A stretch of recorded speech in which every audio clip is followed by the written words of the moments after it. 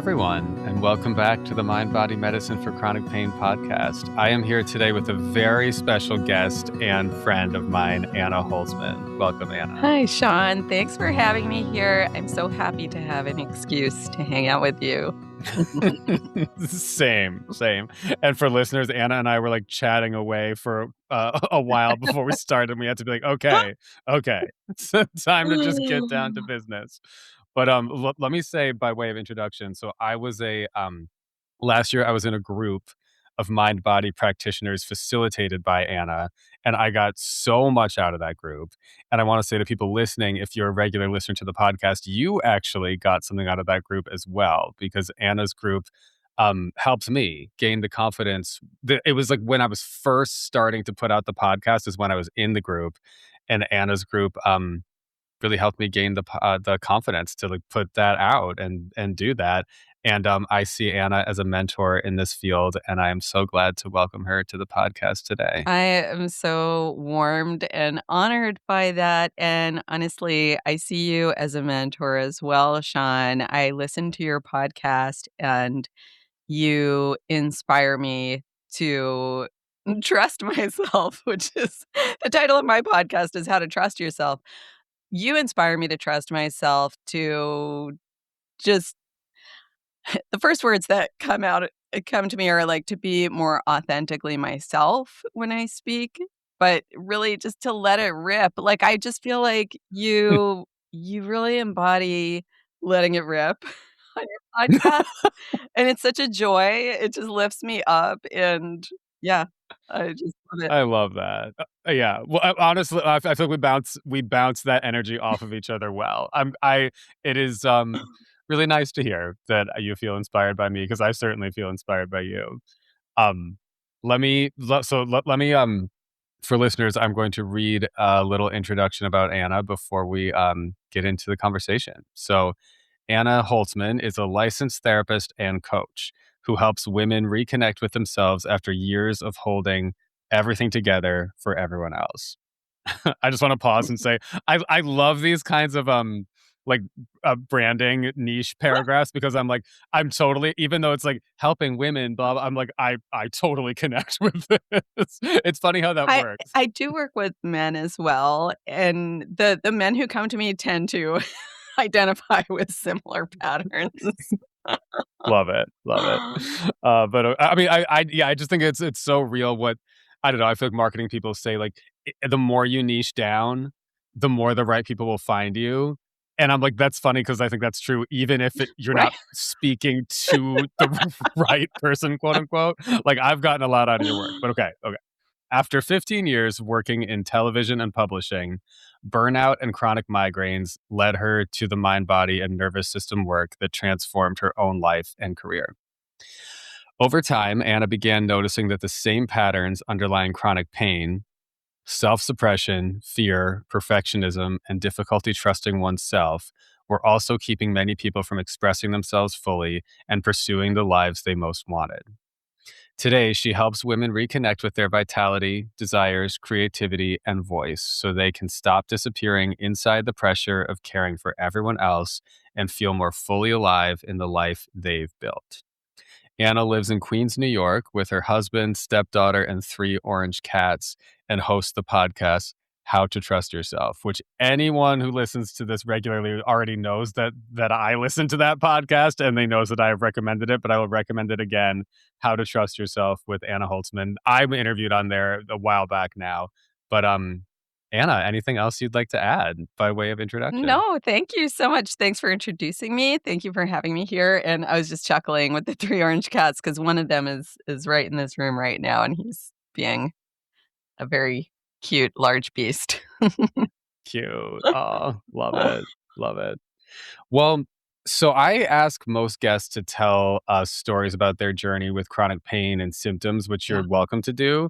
But I think that would be helpful. But I think it'd be even more helpful and relevant to hear about your professional journey, Yeah. going from being a mind body therapist and coach into the visibility, expressing yourself fully, and self-actualization, the work that you do now, you know? Yes, absolutely. So There's a lot of stories I can tell, but there's one specific one that I think I'll choose. So I have had a very winding professional path.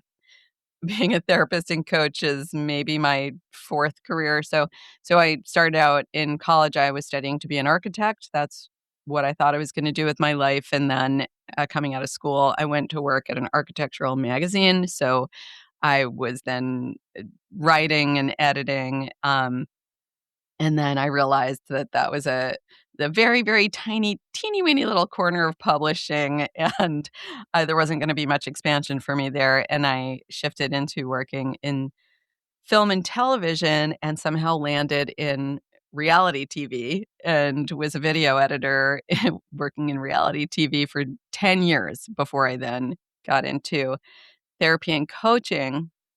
Well, and let me just interrupt to say one of my favorite things about your story, which I know, is that I think it was somewhere at that point that you made a documentary and were featured on the Brian Lair show, which is one of I'm constantly listening to Brian Lair, and I'm like, Anna Holtzman was on Brian Lair. Oh my Oh my god! goodness. So you're a celebrity in my mind for Well, that. thanks. To me, the more so and it by the way, it was his CUNY TV show, not his radio show that he's more famous for, but Whatever, whatever. but and this goes into so this is the story that relates to visibility. When I was transitioning from publishing into working in film and television, as you said, I made this very scrappy documentary about subway musicians, and, um, I initially when you make a film, you then have to do stuff to get people to notice it or watch it to get it out into the world, and you have to put yourself out there in some way. And so I had this initial, like, real surge of energy propelling me to take that risk of making myself visible, putting myself out there, and, because I was working at a magazine at the time, even though it was like, an architectural trade magazine, I had all these press contacts of, people that were sending me press releases. And had hoarded those email addresses, and I wrote up a press release about my movie and sent it out to, everyone that I had saved their email address, and I got all this incredible visibility out of that, including being invited, to be on Brian Lair's CUNY TV show. And to me, at the time, even more exciting than that, I was invited, David Lee Roth, formerly of the band Van Halen, he had a live, Sky radio show at the time, and I was invited to be on his radio show. So I was interviewed Yeah, by David yeah. Lee Roth, which just was so surreal. Very, very exciting. I recently looked back into my emails during that time, and it was like, "Oh my goodness, everyone was so excited for me, like, your career is about to take off, you're" because I wanted to be a film director. This was supposed to launch me into being a director. Um, I had this screening of the film. It was so exciting, and then after the screening I Googled my name and the name of the film, and amidst all this cool press that came up, the radio show, the TV segment, all this stuff, there was one uh, blog post on some woman's very obscure personal blog that I only found because I was Googling my name. It's not like anyone except her closest friends was probably finding this. Mhm. And she wrote just a scathing Yeah. review of the film that was kind of a personal attack. I mean, she just, like, picked me personally apart as well as the film. It was Wow. so sort of, like, vicious and negative. God. And looking back from the perspective that I have now as someone who is now a therapist and coach and who has gone through my own chronic pain recovery journey and learned in depth about the nervous system, looking back, what I would say happened is I went into a state of nervous system freeze. Mm. The way I experienced it back then is I read that blog post and then there's kinda like a blip of like, I don't really remember anything for the next few months. And then the next thing Mhm. I remember is like kind of waking up out of a bit of a haze, looking back on that screening and all those interviews and thinking, "Oh, I guess that didn't really turn out the way I was hoping it would." Like, no one ever Wow. discovered me. The film didn't Yeah. get picked up. My career as a director didn't take off. And what I didn't Mhm. see at the time was that my nervous system had gotten activated. I went into some sort of freeze state, and I stopped showing up. I stopped Yeah. making myself visible. I stopped Mhm. reaching out to people, sharing the film with people. I just kind of went into a cocoon for a while. Mhm. Yeah.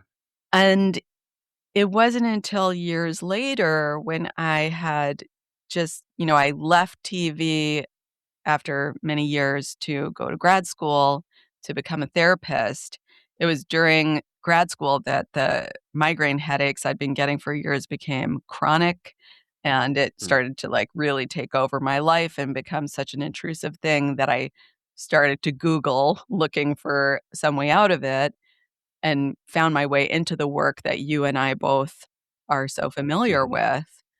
Um and that's when I learned about what a nervous system is and how nervous Mhm. systems react to fear and how, like, a neural pathway could form an association between making yourself visible and that being dangerous. And then, you know, then the nervous system could say, "Hey, this is not safe. Like, go into a freeze state, stop making yourself visible, just kinda disappear for a while," and then how that ripples out into its effects in your career, in your life, in your relationships, etcetera. Yeah. Yeah. Yeah.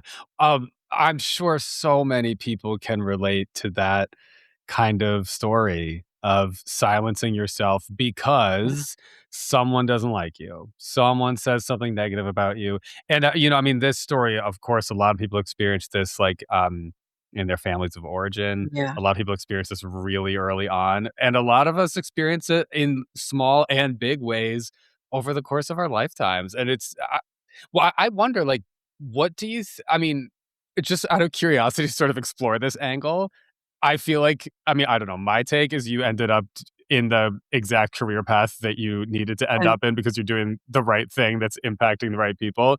I wonder if you had the tools you have now, um, what do you think would have happened? Because I imagine your yeah, whole career could have been different. that's exactly what I thought. I thought I kinda thought a combination of, I think, all the things you just said, which is that if I had the tools then that I have now, I would have approached the situation differently. I would have had an awareness of what was going on in me. Um, I could have, I would have had more resilience. And at the same time, I do think that if that was the career path I was destined to stick with, um, I'd still be in it, but there was something else that was out there for me, and that, each of these experiences was kind of gradually leading me there. Yeah. Was the film great?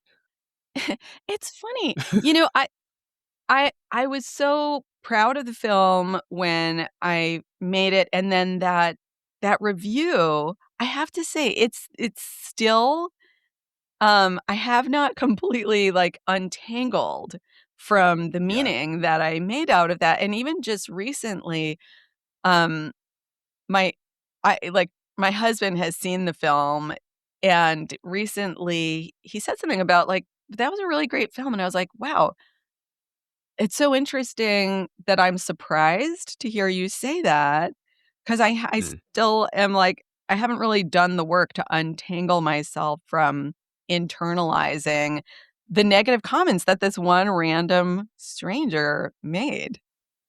Yeah. Yeah. No, I totally relate to that. First of all, I would love to see the film someday. It's so cool if it's all about, like, New York, like, subway Yeah. musicians, Yeah, right? yeah. That's yeah, I mean, I would love to And the see people that. like, the stories in the film are amazing. The people are Mhm, fascinating, like, the subjects are incredible. mhm, The critical voice that I internalized specifically from that blog post was, the mhm, camera was really shaky. I did my own camera work for the most part. Um, mhm, the sound quality is, uneven. I because I was doing the sound as well, and I was, not very experienced at either of mhm, those things at the time. Um, mhm. and yeah, that's really, really, like, stuck with me. I think if it was, like, a very important thing to me now to overcome, I would do some brain retraining around that, but it just hasn't Yeah. been priority. Yeah. Yeah, yeah, yeah. I just think about the podcast my podcast has gotten some negative feedback, like some of these YouTube comments, I'm like, "Oh, man." Okay. What could people Um, possibly say negative about your podcast? That just dumb shit, like, he talks too much, get to I mean, there's it's not even worth getting into, but I don't think the podcast is really set up well for YouTube because it's just a picture, the title will be like, "How to" whatever, like, "How to overcome whatever," or Yeah. "How to deal with whatever," like the podcast title, and then, the YouTube video is just a still of my face with, like, a 50-minute uh, talk track of just Yeah. me or an interview. And the people are like, why is he talking so much? Get to the goddamn point. This is a waste of time. I need to help this guy by leaving a negative review so he understands that this is Wow. not how you keep people's attention on YouTube. I'm You're like, touching into something apparently. I'm not getting I'm like, "But congrats on getting their attention." well, I mean, hey, at least there's that. But yeah, but I mean, I've gotten other negative feedback. Um, you laugh too much on the podcast, you talk too much about politics, like, I've gotten there have been some that I've really, like, sat with and been like, "Oh." There was one interview that I actually had a prospective client in a Yeah. consult reach out to me and say something like, "How can I trust you as a therapist after you said this thing that I heard from you in this interview?" And I was Oh. like, "Oh, no."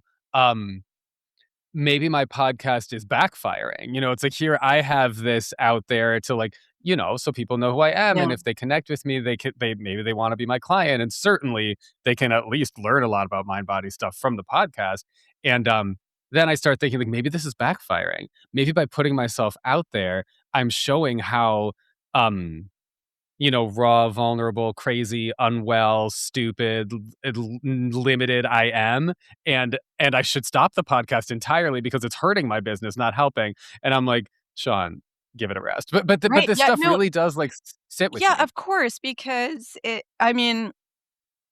like, just basics, our nervous systems are wired to be scanning for threat, and those kind of comments definitely come in as threat. They do to everyone, I think.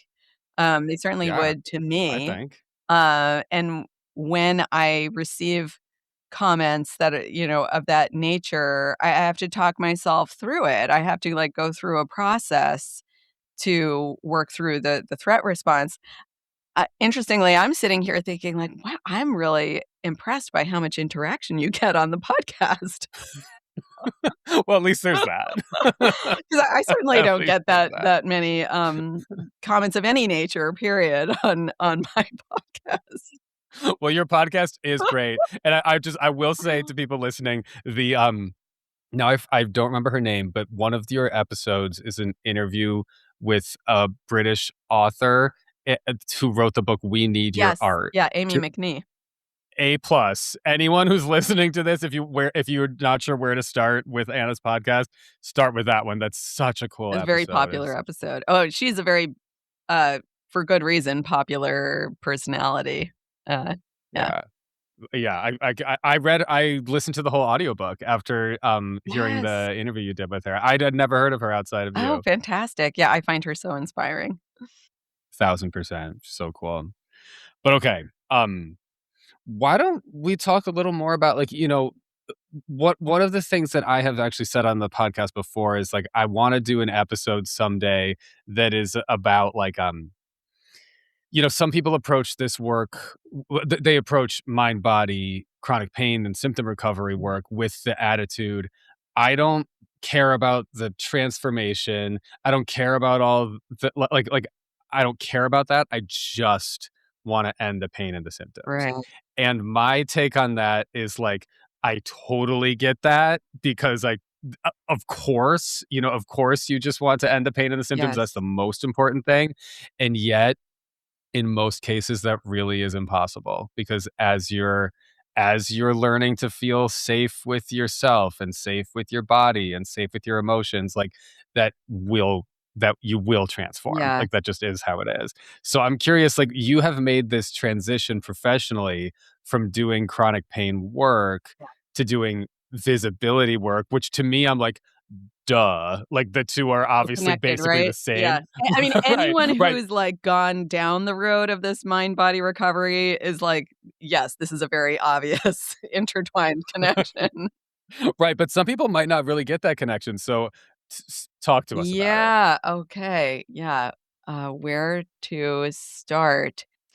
I'll just start, I'll just start somewhere, and maybe you can, like, help shape this, but something that I was finding as I was working with clients who came to me for chronic pain support, and I was when I started doing that work, it was very, very early on in my, um, therapy practice, so I was still in my own recovery process, and I was in my process of starting my business, and so I was, very much growing and, like, expanding along with my clients, and what I started seeing in both my clients and myself is that as our recoveries progressed, it's like you start out with symptoms, with the problem, right? And like you said, just wanting to get rid of it. And it's like the symptoms are this like very tightly tangled ball of yarn that's just like a really tight knot. Mm.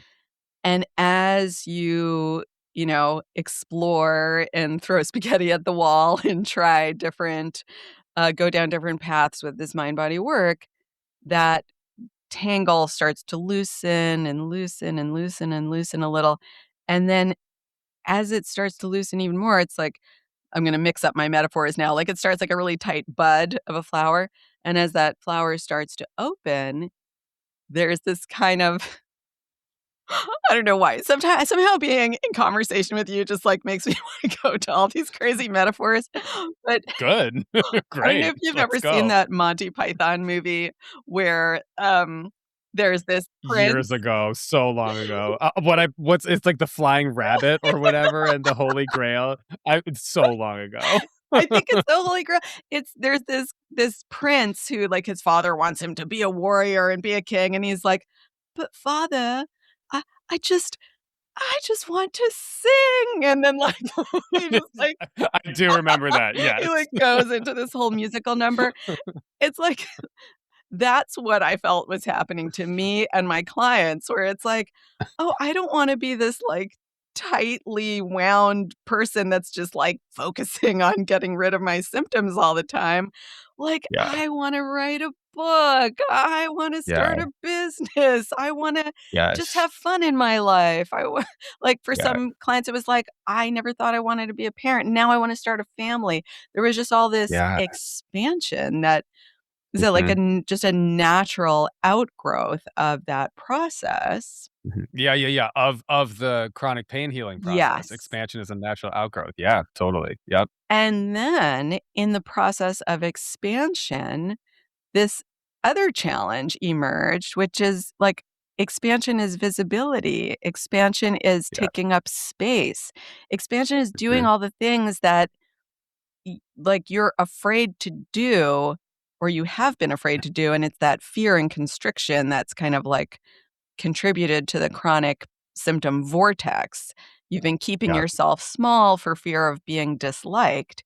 Now you're wanting Right. to expand and take up space and use your voice and be seen. Mhm. And it's like, but wait a minute, is that actually safe? I've spent all these That years trying to stay small to stay safe. So mhm. now we've got to navigate these fears of visibility together. Did that Yeah. answer your Yeah. question?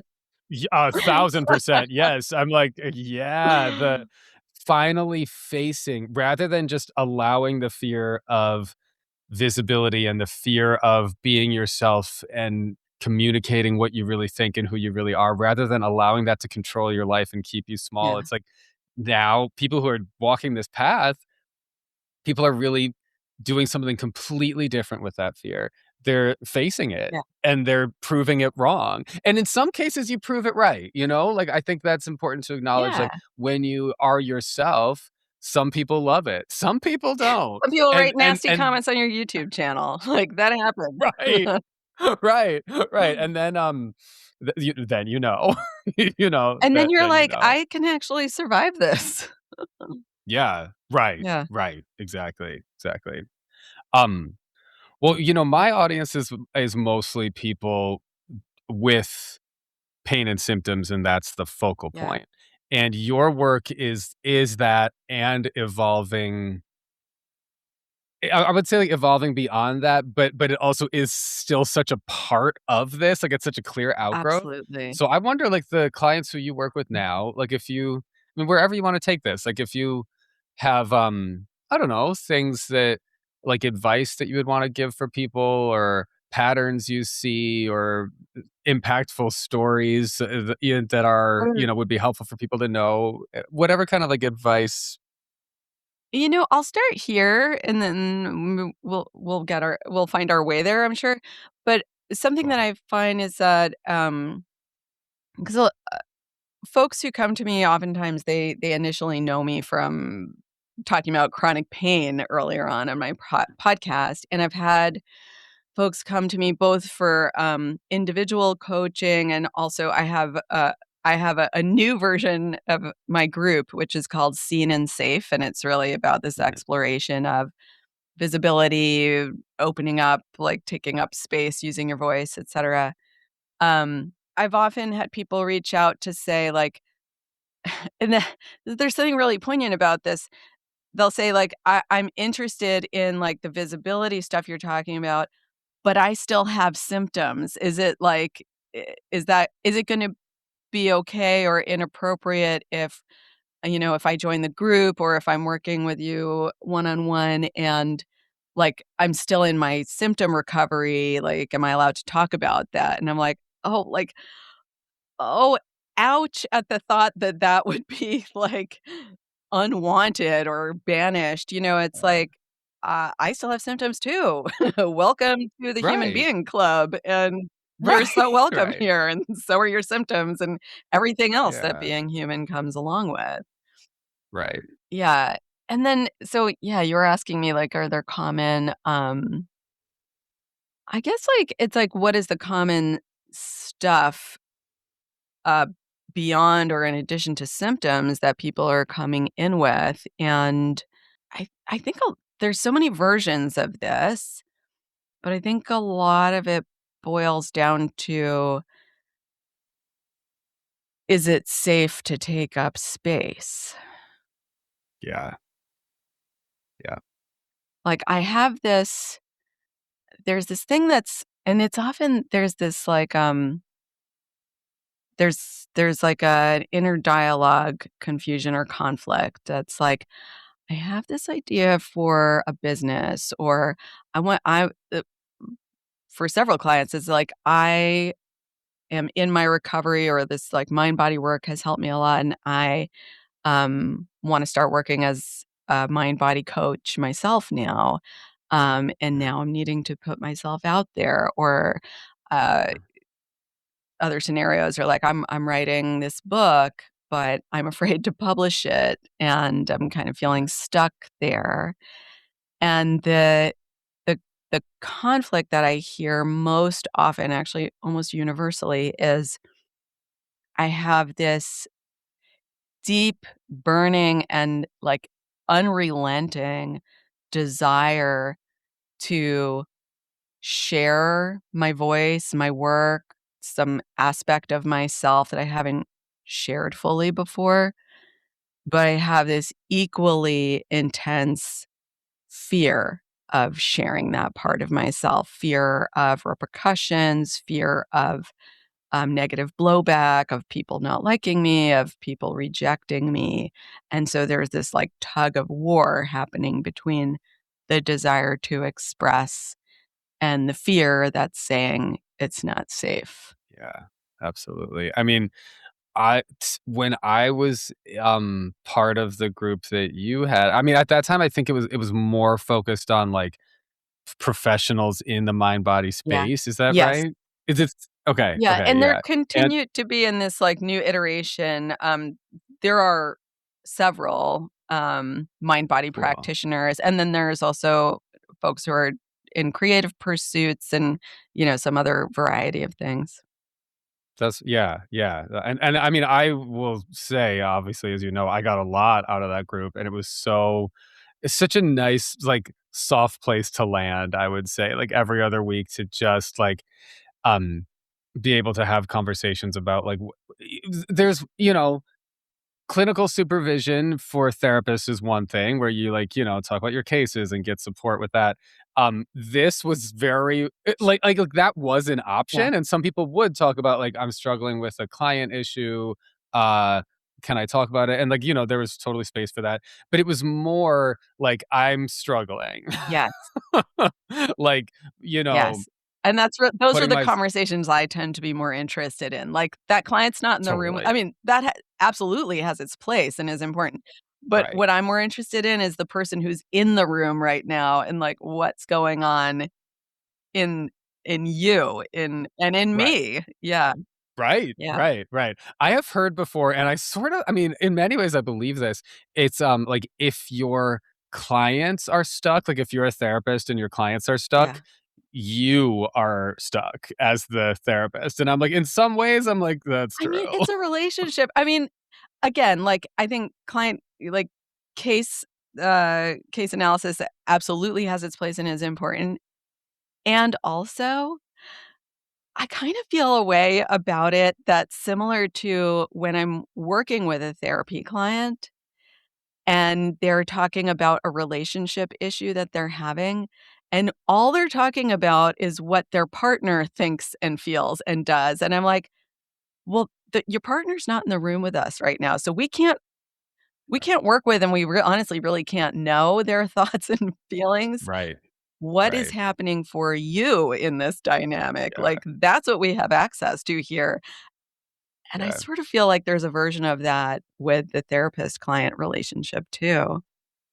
I very much think so. I mean, I think I know for sure the more like the deeper I go into my own emotional work and exploring my own history, Mhm. exploring my past, exploring my family, exploring my childhood, the deeper I go into that, I become much better as a therapist. Like just much more able to like understand the dynamics, much more able to empathize, much more able to like catch things. The more that therapist or coach is able to make their unconscious Yeah. process conscious, the more I mean, I have just noticed this so clearly in myself. The more I do that, making the unconscious conscious, the more I'm able to help my clients do it without question. I mean, I 1,000% relate to that, and in a parallel vein, I think that learning, um, frameworks and techniques and modalities is very important, and it's been very Yeah, important to me, same. and I feel that what I learn in my own therapy and my own coaching where I'm the client is Mhm. really where it all gets integrated so that I can use it in my work. Yeah. Yeah, I agree fully. I agree fully. Yeah. Um And it's funny because there was a time in the history of therapy where it was an expectation that, like, every therapist, especially therapists in training, Yeah. were in therapy, like, the whole time, and that's no It longer an isn't expectation. that shocking? I was shocked when I went to Yes. graduate school and discovered that A, there was no requirement to even have a single session of therapy yourself. Shocked. And Yeah. then B, that I would hear some classmates almost, I don't know if they were boasting, but, you know, say with no shame that they had never been in therapy, and I Yeah. I just was perplexed by that, like, how do you Yeah. find out that you wanna be a therapist without being a client? Yeah, yeah, yeah, right. No, totally. Yeah, I do think there's almost like a in some and in most, no, but in some, there's almost like a boastfulness about like, I'm not a client, I'm a That was therapist. I It's mean, like, that was my judgment, but that was how I interpreted it. Yeah. I bet you were right. Is my take. But anyway, I was the group, um, there was something really nice about being in the group because, uh I mean, obviously, I won't like name names, but there were people in that space who like you in your group, you had a lot of people who were mind body coaches and therapists who I Yeah, knew, had heard of, follow them on Instagram, have seen their websites or their whatever offerings they put out, and been like, oh, these are like really cool people, and I'm part of this group, and that's awesome. Like it was a group of it was a great group I thought that you had assembled. Not only people were people's personalities great, but it was that people were successful. People were pretty successful, and it was cool. I mean, it's such a small world. It's like how successful can you be? But people were successful in this niche, and it was cool to be able to be in that group and see people like, oh, like this is pissing me off, or that is pissing yeah, me off, or like I tried to, the client acquisition isn't going well, and I tried this and that, and it failed, and I was just like, oh, thank yeah. God, And also like and thank I'm still having God. symptoms myself, and I just had a flare up of them, and yeah, Right. yeah. Exactly. All the above. Yeah, all the above. Which is I was just like, yeah, there's something about that that's just so, A huge to be relief, in. right? Yes. Yes. Yes. I mean, for me too, I was like so a main motivator for me to assemble that group is like it's just so easy to feel like you're the only one who's having a human experience instead of a Yeah. perfect experience. Yeah. Yeah, yeah, people are so fake. I mean, and through no fault of our No. own, like, we're trained to be so fake. Like, I feel like I particularly was trained to be very fake in my childhood, like, in my family and community, I think I was trained to be, like, very fake. Um, but many people, we're not trained to be real, we're not trained to tune into ourselves. I mean, the work you do is really important. Thanks and likewise. Like I said, like you inspire me to be more real, and it's true. It comes from just like so many different places. Speaking of like the fear, like is it safe to take up space? There's the fear of like is it safe to reveal the fact that I'm struggling in my business right now and in my health and in my, personal life or whatever. It's like, are people gonna hate me because I don't have all my shit together? When Right. when the like paradoxical truth is, it's like who really feels safe enough to wanna be friends with a person who has all their shit completely buttoned up all the time? All of my friendships have been formed through 2 people, little by little making little risks to reveal that, "Actually, I feel vulnerable, and I feel like I don't know what the hell I'm doing," and it's like, "Oh, I can really relate to you. Now we're friends." Yeah, that's such a good point. That I it's actually I'm thinking of, I've been a social worker for 12 years now, and I have had, many different jobs along the way, one of which the woman who did, the job before me was so perfect, and I filled so this woman left for a different job, and I filled her Yeah. role, and, I'm like, "Oh god." Like, I'm not obviously not gonna say her name. Say her name was Allison. It's not Allison, but say it was.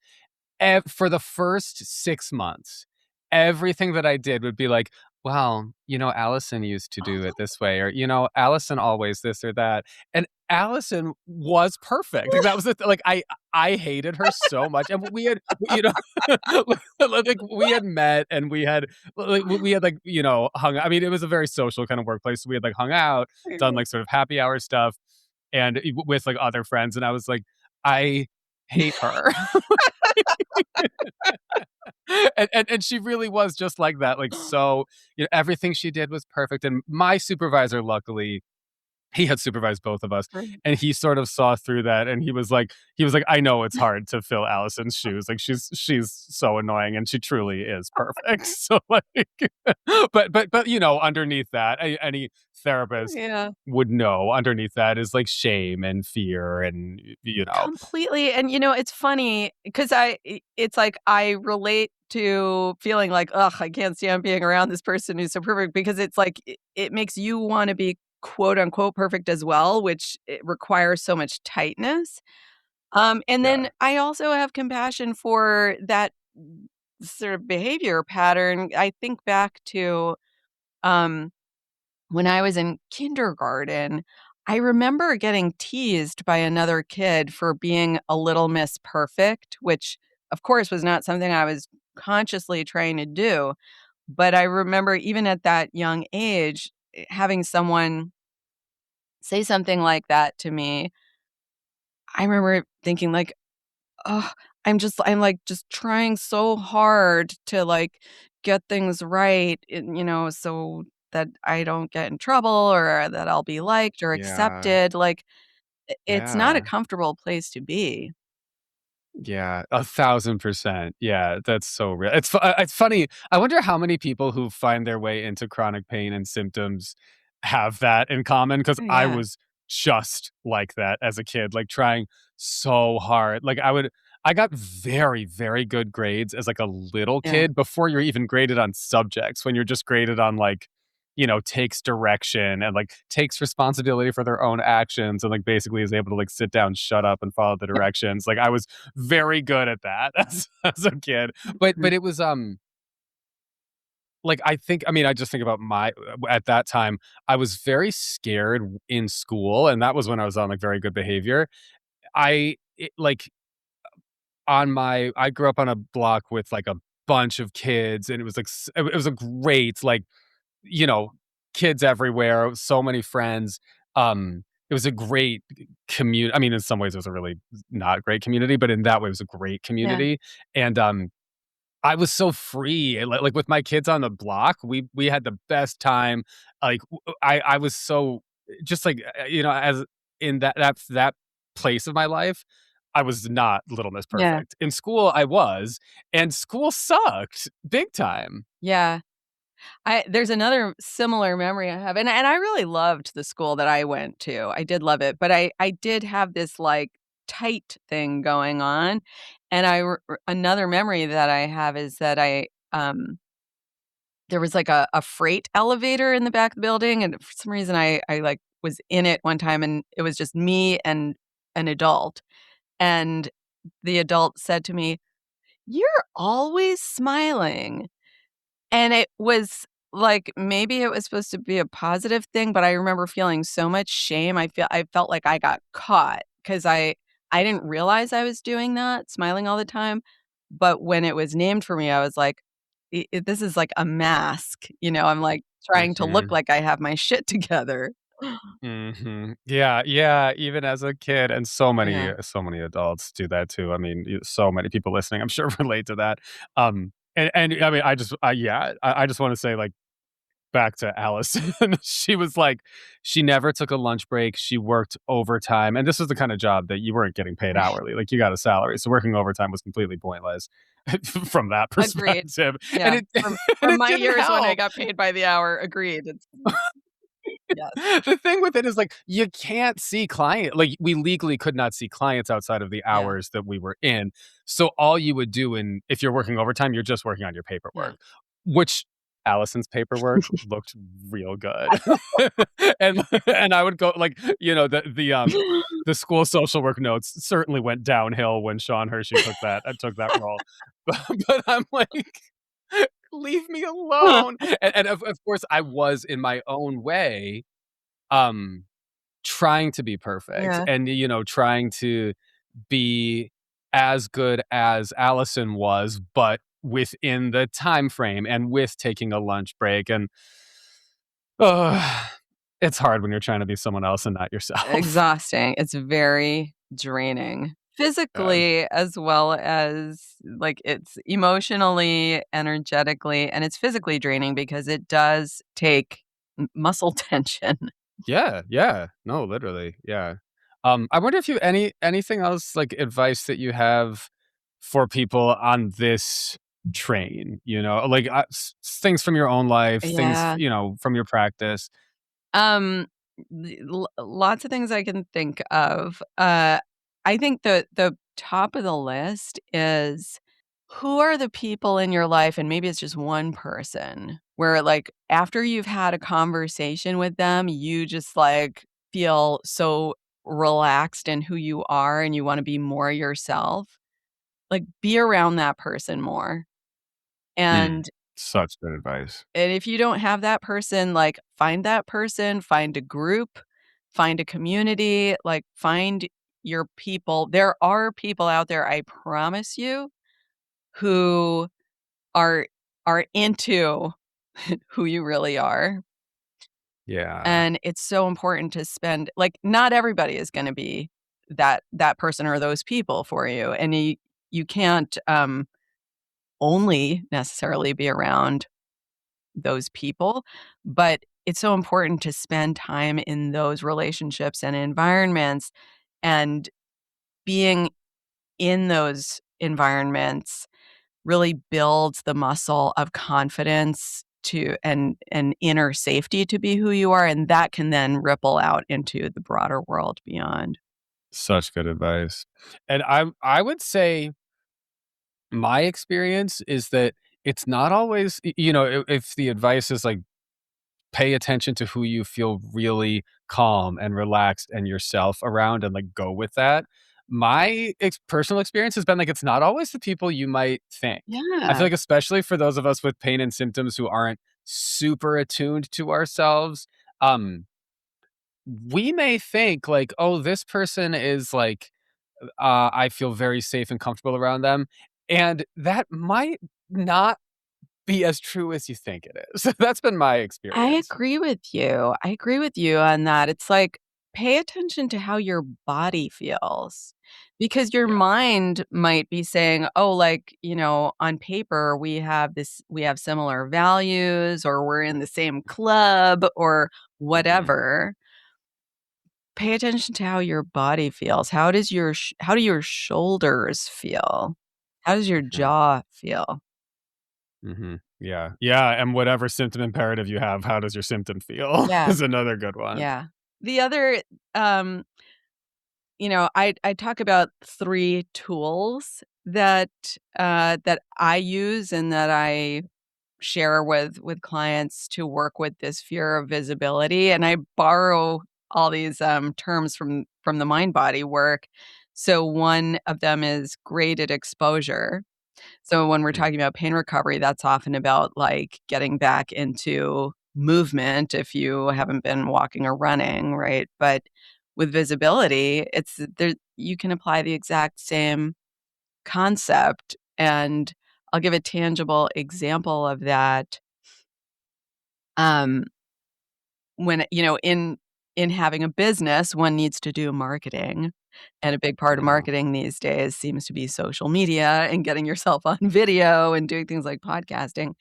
And in the early days of it, I was m I would just freeze if I would turn on, my camera and try to record a video of myself, I would just really go deer in headlights.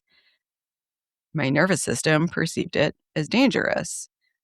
Mm. And the way I got more comfortable with it and shifted my neural pathways and association, nervous system association with it was through a combination of graded exposure and co-regulation. So Mm. instead of diving into the deep end of the pool, going on that marathon long run right away, I started with small steps that were a stretch, but I could tolerate.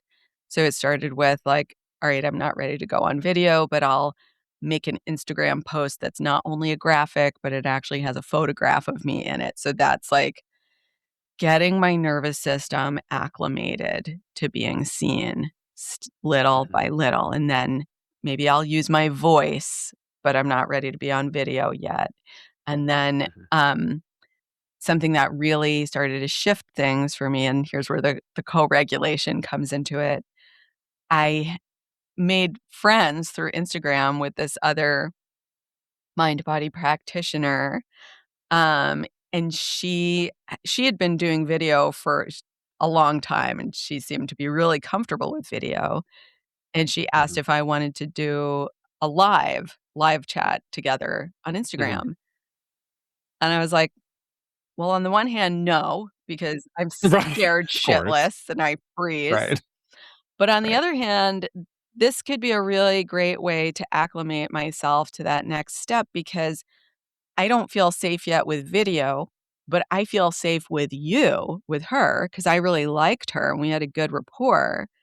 So if I can co-regulate with you and you don't feel afraid of video, so your nervous system is gonna be more steady than mine and I can co-regulate, that'll Mhm. help me get acclimated to the video, and it absolutely did. And then she and I went on to Mhm. do, like, this weekly live Instagram thing with each other for weeks and weeks and weeks. We wound up becoming really close friends through that, and Mm. it got me through the fear of being on video, so, yeah. Mm. I I love talking to you for so many reasons, one of which is I feel like you have a natural way of just, like, expanding people's mindsets. Like, literally, as you're saying this, I'm watching this little video screen that we're on, Yeah. and I'm like, "I never record the video for these interviews," and it's always 'cause I'm like, "Oh my god, my hair looks crazy, I look stupid," and I'm like, "Right now, You my look hair looks great." great. Back at you. And I'm like, I'm like, maybe someday I could just fucking record the interviews and just have them on Absolutely. YouTube, and that would be better for visibility. I'm like, I don't know that I would ever be able to record the solo episodes because I just don't know how. I could give that a try, but I feel like that would change the vibe That was a completely if whole I were like staring at process for myself. me too. I'd be happy to share about my process. Okay. Yeah. Okay, yeah. We can talk offline about that. I'm like, Yeah. listeners, maybe someday you might become viewers of the No, podcast, I went maybe. from total deer in headlights and, like, speaking by myself on video, like, "Hell no," to, like, I literally don't give a shit how I look on video. Awesome. That yeah, awesome, awesome. And you always look I always the videos you do, it's always like you or often it's you walking Oh, yeah. outside. Those videos are so great. Oh, thank I you. love those videos. Yeah, I always get something out of them when they pop up on my feed. I love those videos. Aw. Well, okay, so you said there's 3 tools that you wanted to talk Yeah, about. so it was the Co graded exposure, the co-regulation, so be with someone who you feel safe with when you're trying the new thing that feels scary at Mhm, first, mhm, and, and then this is my kind of major thing in life is dialoguing with fear. yeah. Yeah, Yeah. talk to us about that. So, dialoguing with fear, what one of the main things that I learned through my own process of mind body recovery for migraine, um I used many different tools. There were many, like, phases and stages of my recovery work, but the most impactful one for me was journaling, and I started off using Nicole Sax's method. I'm sure you've talked about her plenty Mhm, on this podcast. She teaches a mhm, particular form of journaling. I started there and then kind of evolved my way into finding my own style of mm, journaling in which I was kind of, like, dialoguing with symptoms or with emotions as if it was like a script of a play or movie. It's like, I'm the interviewer, and then I'm also the interviewee responding, mm, mm, and what I discovered through this process is that my emotions, including fear, they each behave as if they are their own independent person. And if I just am like, "Oh my god, I'm afraid, I feel fear," like, I don't know what the hell to do with that.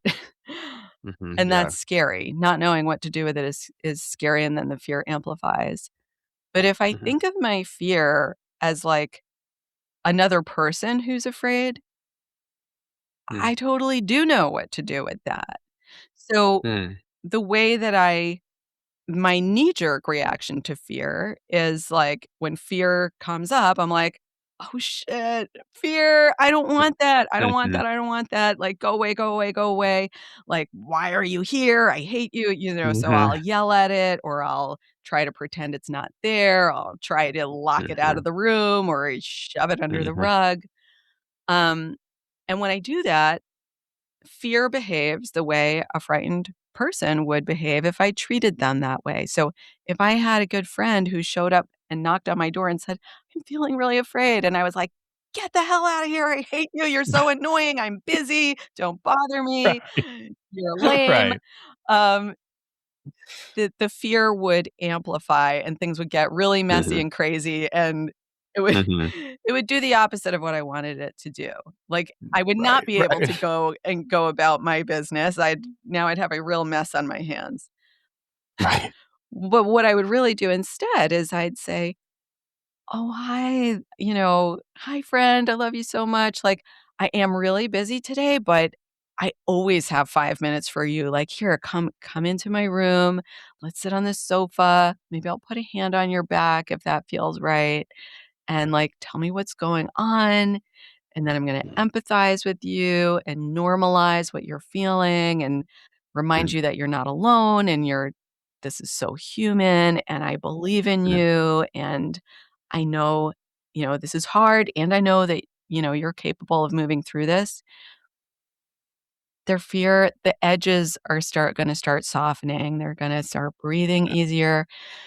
Everything's going to start calming down. And then I Mhm. can go about my business, right? So if I treat my own fear that way, it's a much more productive path.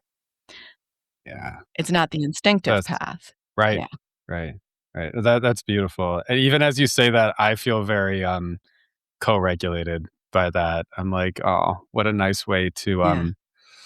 to be treated when you are in fear, and what a nice way to treat your fear when it's, like, just a part of you." That's beautiful. I hope listeners are taking that in, and it's nice to think that's something you can very easily incorporate into a journaling practice. Dialoguing with fear, it's a great Yes. idea. Yeah, and it's really, like for me, I need kind of like a practice around it because like I said, it's the opposite of my knee-jerk reaction to fear. Right? So I have to Right. remind myself, and my practice is I used to do it in writing. I would write, "Dear fear, what are you feeling?" And then I'd let the fear answer, and then, "What would you like me to know?" And then, "What are you trying to protect me from?" That was kind of the Mm. formula that would get me into the compassionate dialogue. These days, I actually like to do it out loud while I'm on a walk. So now I'm a Cool. person who talks to myself while walking around the neighborhood. Oh, I mean, you're a native New Yorker, so I'm sure you know a bunch, and I do Yeah, too, and I'm one of them as yeah. well. Well, yeah, any final thoughts for us as we're winding I down? just think you're the greatest, and I love talking to you. Same to you. No, like, truly, I'm like, mind Yeah. expansion. I'm like, "Wow, maybe I really should start doing video," and like, "Oh, I should do more dialoguing with fear. That's a great idea on the next." Yeah. Um, I hope that people listening are getting a sense of your vibe and that it's expanding their mindsets as well. Because certainly it feels really nice to me to talk to you. Same, and, like, this is what I'm talking about, those people who when you're with them or when you're listening to their podcast, like, when I listen to your podcast, I wanna be more me. Mm, Like, spend more time in those environments and with those people, and yeah. if you wanna come be part of my group, seen and safe, if feel like that vibe is right, there is space for you, but who Beautiful. Yeah, yeah, yeah, yeah. We'll drop your stuff. yeah. If people wanna connect with you, what are you offering? How can they do Yeah, if so? people want to connect with what we're talking about here today and take a little taste of, uh, being in my world, you can get a taste of that, by going to annaholtzman.com/be seen. and you can take a little workshop with me and have me guide you through these 3 tools of dialoguing with fear, graded exposure, and co-regulation. I'll guide you through a little journaling practice. Um, and you can also just reach out to me, drop me an email, anna@annaholtzman.com, or you can visit me and send me a message on Instagram at Anna_Holtzman. Yeah, follow Anna on Instagram and definitely listen to the podcast if you're listening to this, so you're a podcast person. Check out How to Trust Yourself. It's a great every time a new one comes out, I'm like, yes, Oh, always glad.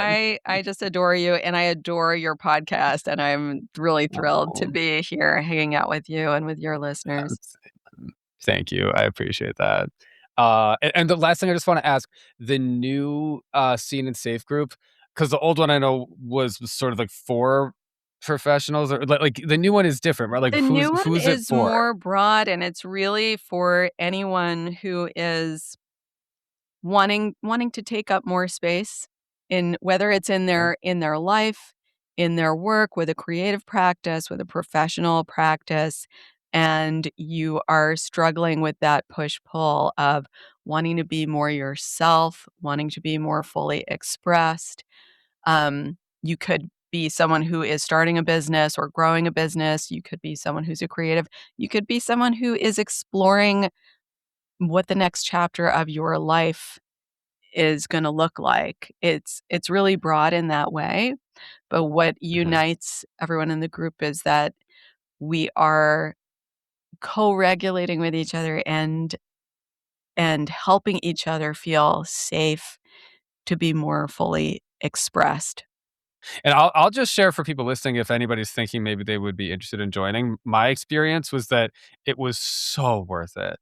Like, the time that I put in and the money that I put in was like like I got much more out of it, honestly, than I put into it. Like, it was very worth it. So if people are considering it, that's my take. Thank you so much, I really appreciate that, and I'm so grateful that we got to, because we sort of knew each other a little, I think, before you joined the group, but I felt like I really got to know you in that group. Yeah, same, same, same.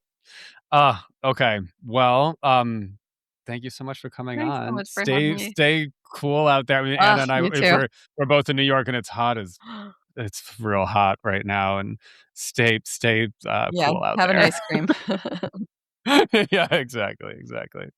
All right, and for everybody listening, this has been Mind Body Medicine for Chronic Pain, and I will talk to you next week.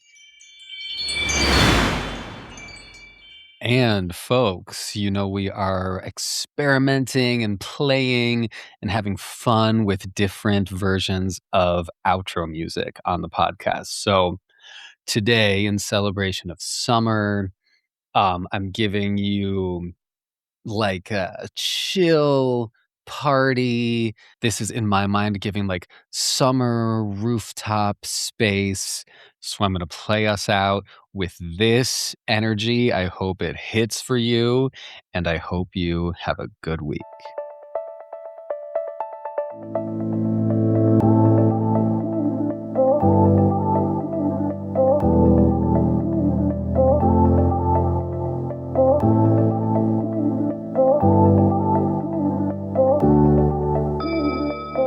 If you're looking for a therapist, you found one. And you can decide. Does my vibe resonate with you? Therapy is an opportunity. Therapy is an opportunity to tune into you, to learn to feel more comfortable being yourself, to feel more comfortable with your emotions, and to feel more comfortable existing in the world in your body. Do you have difficulties in your life?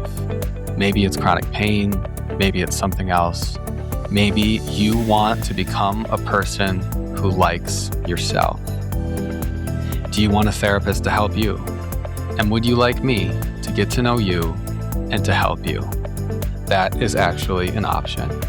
You can find me at SeanHershey.com or MindBodyMedicineForChronicPain.com. Both go to the same place, and if you're looking for me, I'd welcome a message from you. SeanHershey.com, mindbodymedicineforchronicpain.com, and you can request a free consultation.